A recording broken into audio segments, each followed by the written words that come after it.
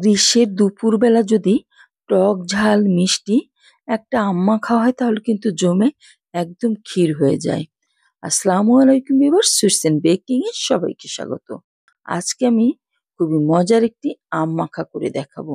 আর এর জন্য চুলায় একটা প্যান বসিয়ে দিয়ে তাতে 1 টেবিল চামচ পরিমাণে চিনি দিয়েছি আর পানি দিয়ে দিলাম 1/4 কাপ। দিয়ে এটা আমি ফুটিয়ে নেব, একটা শিরা তৈরি করে নিচ্ছি। দেখুন এটা ফুটানো হয়ে গেছে। এখানে প্রায় এখন 2 টেবিল চামচের মতো শিরা হলো আমার। এটা সাইডে রেখে দেব চুলা বন্ধ করে। দিয়ে আমি অন্য প্রিপারেশনে চলে যাচ্ছি। আমি দেখুন কতটা করে নিলাম আর কেমন ঘন হয়েছে এই শিরাটা। রেখে দিয়ে আমি চলে যাচ্ছি অন্য প্রিপারেশনে। আমি এখানে পানি নিয়েছি একটা বলে এবং একটা আম ভালোভাবে ধুয়ে নিলাম। ধুয়ে পরিষ্কার করে এখন আমটাকে সুন্দরভাবে কেটে নিতে হবে। খুব বেশি মোটা না আর খুব বেশি পাতলাও না, মাঝামাঝি টাইপের একটা স্লাইস করে নিব আমি।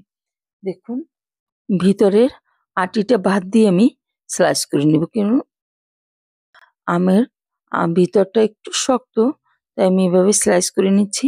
আপনাদের আমগুলি যদি ভিতরের আটি নরম হয় তাহলে আটি সহই কেটে স্লাইস করে নিতে পারেন, আর আপনারা চাইলে খোসাটা ছাড়িয়ে নিতে পারেন। আমার কাছে খোসা সহ আমের এই মাখাটা অনেক বেশি ভালো লাগে, তাই আমি এভাবেই স্লাইস করে নিলাম।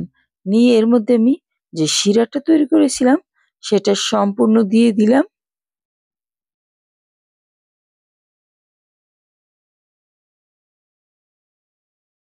এরপরে আমি এতে কিছু মশলা দিয়ে দিব। দিয়ে দিচ্ছি লাল মরিচের গুঁড়া 1 চা চামচ পরিমাণে। ঝালটা অবশ্যই আপনারা আপনাদের পছন্দ অনুযায়ী দিবেন। দিয়ে দিচ্ছি চিলি ফ্লেক্স, সেটাও আপনাদের পছন্দ অনুযায়ী দিবেন। যে যেরকম ঝাল পছন্দ করেন আসলে সেরকমের দিয়ে দিবেন। দিয়ে দিচ্ছি স্বাদ মতো লবণ।